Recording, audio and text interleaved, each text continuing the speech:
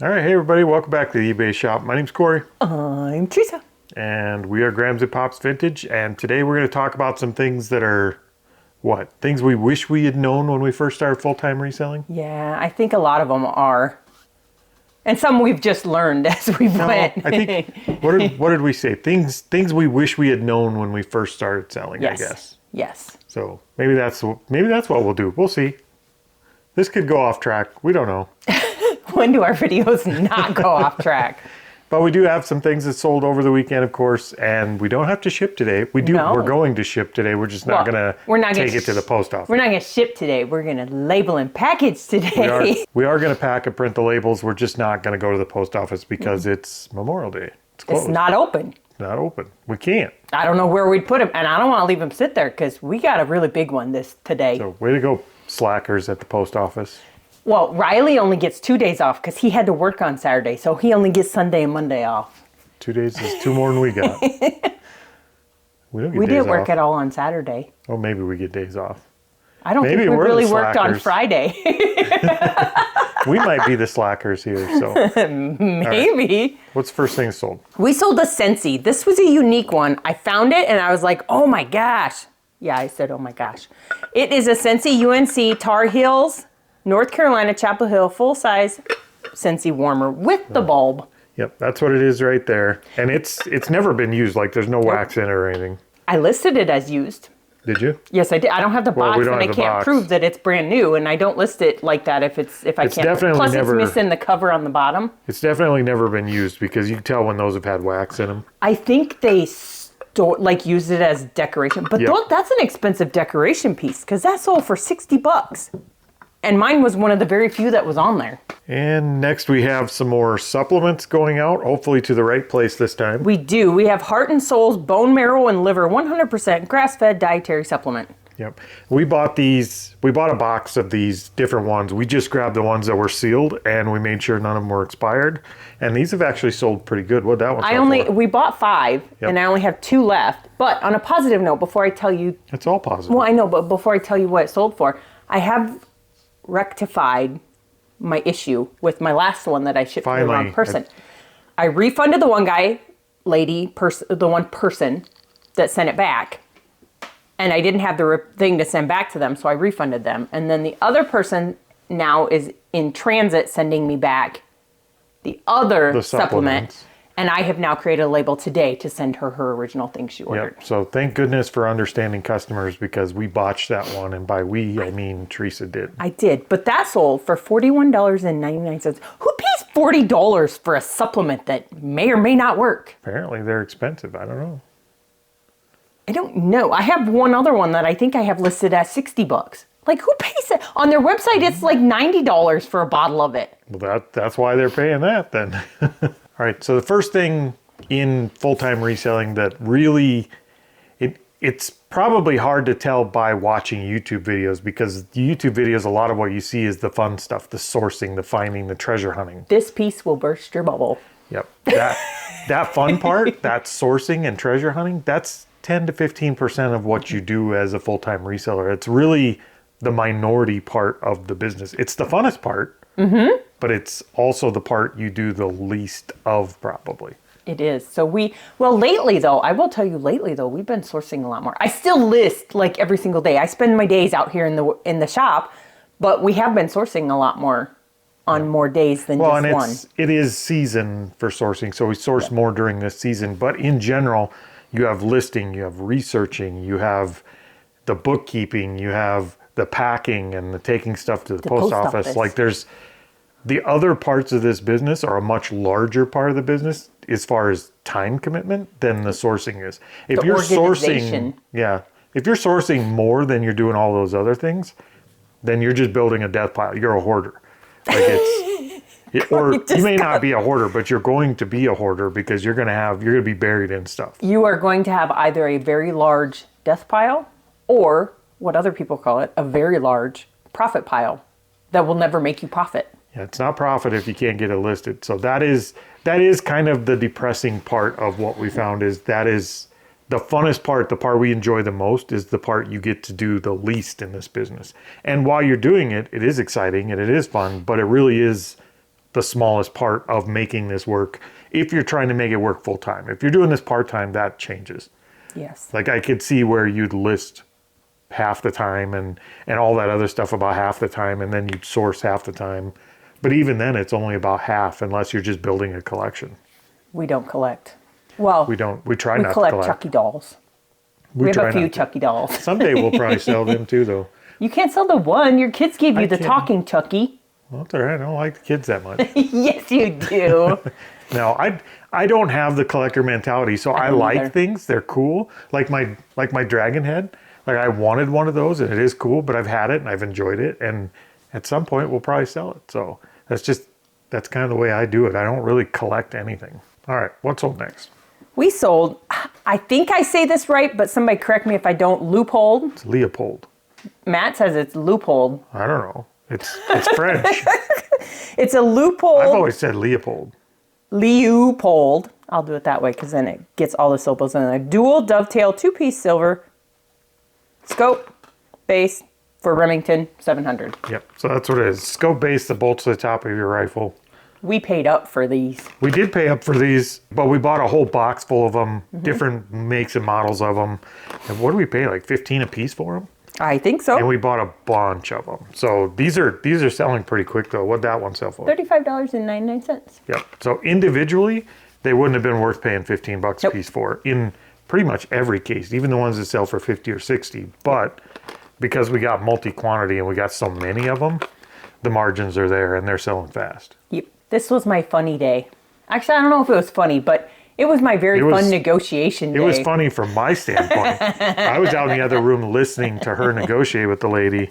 Teresa's brutal. She had the eBay listed price on all of these. So one of them she had listed at $160 used, not knowing if it works, but the one she was doing $160 for is a brand new in the box one. So this is my 1990. Oh, I gotta finish my story real quick. Well, this is what it is. And just for reference, I heard Teresa negotiating with this lady, and the lady gave Teresa a price, and Teresa laughed in her face. Like, not figuratively, literally laughed in her Well, face. because she said, well, what did she say? Like 140? Something like And that. I'm I don't like, remember. I just I remember. don't think so. I just remember the laugh, and I was like, oh, God. Like, Teresa doesn't like to negotiate, but when she does negotiate, holy cow. So then she said 75, and I'm like, nope, I can't do it for that. I can't do it for that. So then she said 40, and I said, how about 30? Because that one originally didn't work when we put batteries in it at her house at the estate sale. But I got them for 30, didn't I? Yeah, and it's not like Teresa mugged the lady. Like, she got him for a price we were willing to pay, but Teresa was very brutal about getting to that price. I'm normally not. Normally I'm one that says, hey, Corey, will you go negotiate for this? Yeah, so that's But what I she really bought. wanted One them. of them. That's one of them. Yep, he is the other two are behind me. He or she is a Furby baby from 1999. Its name is Peaches with the tag, and he does work. And it sold for $39.99. There you go. And I'm very sorry to that estate sale lady. I'm not. Teresa didn't mean to laugh at you, but I'm she not. did. You're not? I'm not. Rude. Business is brutal sometimes. You gotta be brutal. All right, so the next piece that we really didn't understand coming into it, we kind of did because we've run businesses for a long time. But burnout is a very real thing in this business, more so than a lot of businesses. When we were doing our e-commerce site and when we had the office, we kind of shut it off when we went home. We did. It was a 9 to 5. I mean, it technically was a 9 to 5. I mean, you're I still always- responded to emails and stuff, but Even so, like, it was still, you didn't have to do anything. You still kind of thought about it because it was your business. But in this business, it never really shuts off. There is no hours for this business. You're getting questions all the time. You have to pack. searching for stuff all the time. And more so than most businesses, the moment you stop working, you stop making money. That is correct. There's So no it's- on off. You could set it on vacation mode and still sell for a few days. Yep. But even when we're on vacation mode, I'm still responding to stuff while I'm out. And we did talk in a video like 2-3 videos ago about making this a consistent paycheck, which is important to us if we're full-time, is having some consistency. And in order to do that, you have to consistently work eBay. Like, you have to be listing 7 days a week. eBay We do. eBay has to be your boyfriend or your girlfriend for a little while. Yep, you're married to it. It's just plain Yeah, and there you simple. go. You're there with it. You have to be consistent, and it does kind of get you into a burnout You at can a do certain burnout. point. Like you have to switch things up once in a while to avoid it, and even then, I think you're going to hit some level of burnout if you're doing this for long enough, because it's a grind. Yeah, I was going to say, I told Corey when we were doing our, what do we call it? Our hash out session, when we talk about videos, to what we're going to talk about. Hash out session? Yeah, what do you call it? Our brainstorming session. There you go. I like that better than hash Brainstorming out. session. Because he told me to write down burnout is inevitable. But I said, if you manage it, you can keep yourself from burning out. So it is a very big possibility I you think can it get is burnout. inevitable. I really do. But- Those days when you get up and you think about coming out and packing or listing and you're like, ugh, I just don't want to do that. That's the beginnings of burnout. Like everybody has that at different levels. Like if you're completely burned out, you're like, screw this, I'm gonna go get a job at Casey's or something. I'm gonna stop doing it. But I think there's stages to it. And I think those days when you're just like, I don't want to go do that I don't thing. wanna. I think that's the beginnings of burnout. And you gotta switch it up and do something different. Yep. So I just keep chugging. burnout's inevitable. Sure. All right, what's old next? We sold a Canon camera. Oh my gosh, Corey grabbed this for like $2. And I'm thinking it's a Canon camera. Like it's a 35 millimeter.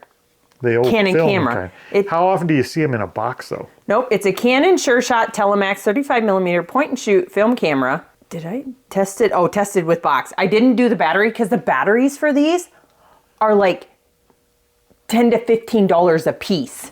They're expensive. So that's what actually sold, and it's with the box, and that sold for how much? $89.99. That's insane. For $2. So you can't really beat that. I'll take that. Oh, my favorite thing to sell lately has still been watches. I love watches. And Corey built me a fancy watch battery container. This is a fancy one. You know where I got it? I don't know. I'm just checking my fingernails before I show this thing. So that's what it looks like. I bought that on the dollar auction. On A dollar auction. You know who Did you I have to put a battery in it? Yes, I did. But do you know who I had to bid against to get that? Who? J Ride Flips. J-Ride. He was trying to outbid Well, me. you got it. And I did. That fancy little watch sold for how much? It sold for $29.99. It's a fossil blue rainbow dial silver tone watch with a brand new battery. All right, so probably my least favorite thing that we found out about this business. We have almost 1,200 square feet of a building. We are very fortunate when it comes to space, but this business will take over your living area. It doesn't take it over completely. Like you can still walk in our house not all flat surfaces have eBay stuff on it. Almost, the only flat surfaces that did not have an eBay pile on them are the flat surfaces that were already full of other things. No, because my countertop, it has your books and stuff on it for Amazon. Currently. Yes, but that Because doesn't have any. Now, I want to clarify this. I'm redoing my office. So I literally just took those books out of my office and they're staying there while I'm redoing my office and then going back in there. I can tell you where in my house currently has eBay products. It would be a shorter list if you said where did. No, it's not, because my end table that's right next to my couch. There's a little thing in between our couch that folds down that has She cup is holders surrounded. and my table. She's That's it. surrounded by eBay inventory. Because I sit and do it while I'm watching TV. Yeah. So that's a major drawback. Like you have to put a very conscious effort into not bringing it into the home, which would be very hard if you don't have a separate place. Yeah, if you do it in your house, like your bedroom, your spare bedroom office is your eBay shop. This would be a big problem. I would have. I have anxiety now because literally if you go in our house, I could point to 5 or 6 piles of eBay stuff very quickly, just by walking in. And we have space. We have a lot of Yeah, but space. sometimes when I go in at night, I'm like, well, I'll just research this and draft them so I can just take pictures tomorrow. Yeah, why not just do that while you're at work and then leave it at work? Because I just don't do that. That's the problem. I just don't do that. That is the problem. And I think everybody will run into it. Because you get in the middle of something, I'm gonna go watch TV and have supper. I might as well take this in. That's what I do. That's a bad thing to do. And we have tried to put a stop to it a few times. We have cleaned out our house with all Yeah. eBay inventory. Yeah. And we're going to have to again because it's starting to get, well, if you go to our office, our escape room, we have so much stuff there. Well, part of that though too is all that clothing that we have in there that we either just need to donate. Yeah, but we have boxes and boxes of stuff. So I think you have to be really careful and you have to be really on it to keep this stuff out of your living space if it's possible. It drives me absolutely bonkers. I hate that my work is in my house. Teresa, not so much. No, because I sit and work on it while I'm there. Yeah. So if you're working with two people and one of them's not playing by the same playbook, that makes it very difficult. Maybe we don't have the same playbook. We do not have this. We're not even playing the same sport.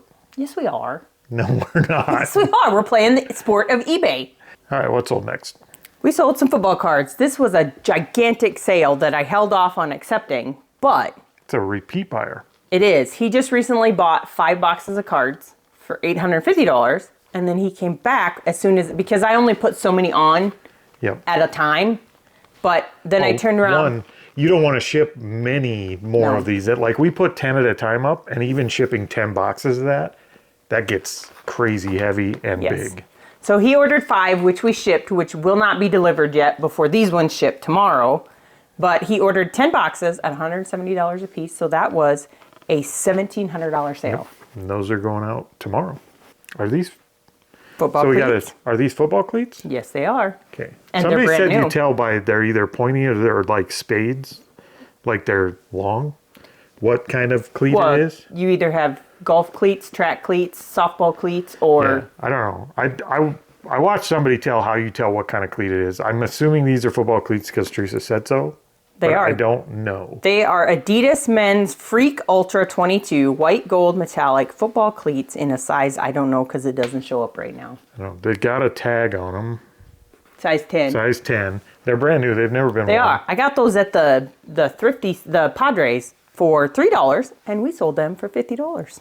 All right, and last but not least, I think if you're not a naturally curious person, if you don't like to learn new things consistently, this is not the job for you. Like it will drive you crazy because every single day we're learning new things. And if you're not curious, you're not looking up new things, you're not doing the research it takes to list an item for the value it has.